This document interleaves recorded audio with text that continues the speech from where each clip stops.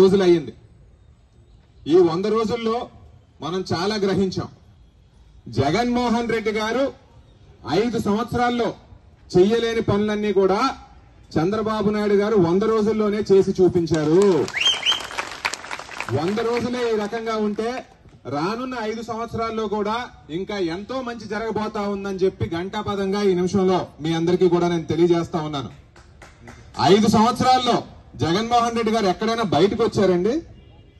ప్రజలకు ఎక్కడైనా కష్టం వస్తే వచ్చారా అతను? కనీసం తిరుమల తిరుపతి దేవస్థానాల్లో ప్రసాదంలో ఏవో పదార్థాలు కలుపుతా ఉంటే అది కూడా తెలుసుకోలేని పరిస్థితిలో జగన్మోహన్ రెడ్డి గారి ప్రభుత్వం 5 సంవత్సరాలు నడిచింది. ఆయన ఇప్పుడు అంటారు ఇదంతా ఈ స్కామ్ అంతా మనం బయటికి తీస్తే డైవర్షన్ పాలిటిక్స్ అని చెప్పి మాట్లాడుతూ ఉన్నారు. జగన్మోహన్ రెడ్డి గారు ముఖ్యమంత్రిగా ఫెయిల్, ప్రతిపక్షంలో కూడా ఆయన ఫెయిల్ అని చెప్పేసి ఈ సందర్భంగా నేను తెలియజేస్తా ఉన్నాను. అలాగే మనం ఇక్కడ మాట్లాడుకుంటే నిజంగా విజయనగరం అసెంబ్లీ కాన్స్టిట్యున్సీలో మేడం గారు గెలిచిన నాటి నుంచి కూడా చాలా మంచి పనులు చేస్తా ఉన్నారు. ఎందుకంటే మంచి పనులు అంటే ఏంటి అని చెప్పి మీరు అడగొచ్చు.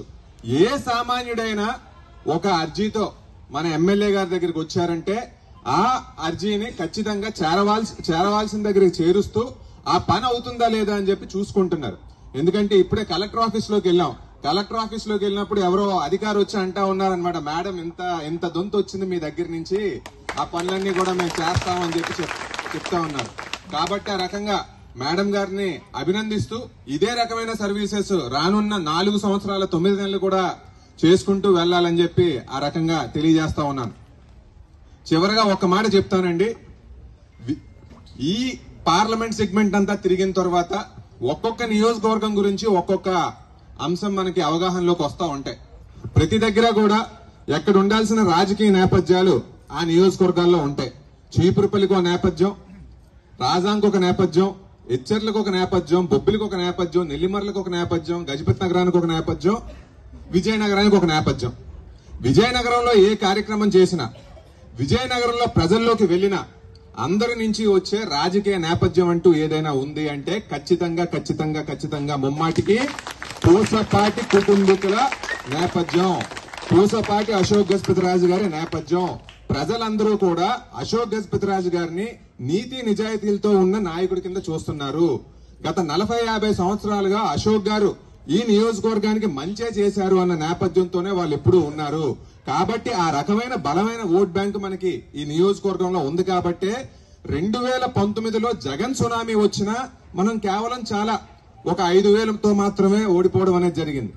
2024లో కూడా అత్యంత భారీ మెజారిటీతో వచ్చింది అంటే ప్రజలు మనల్ని ఖచ్చితంగా అభిమానిస్తున్నారు.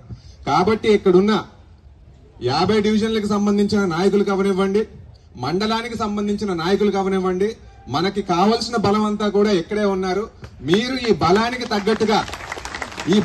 తగ్గట్టుగా సేవ చేసుకుంటూ మీ వార్డుల్లో కానివ్వండి, మీ గ్రామాల్లో కానివ్వండి చేసుకుంటూ వెళ్తే మేడం గారు ఇంకొక 40 సంవత్సరాలు ఖచ్చితంగా కంటిన్యూస్ గా ఎమ్మెల్యేగా ఉంటారని చెప్పి చెప్పుకుంటూ సెలవు తీసుకుంటున్నాను.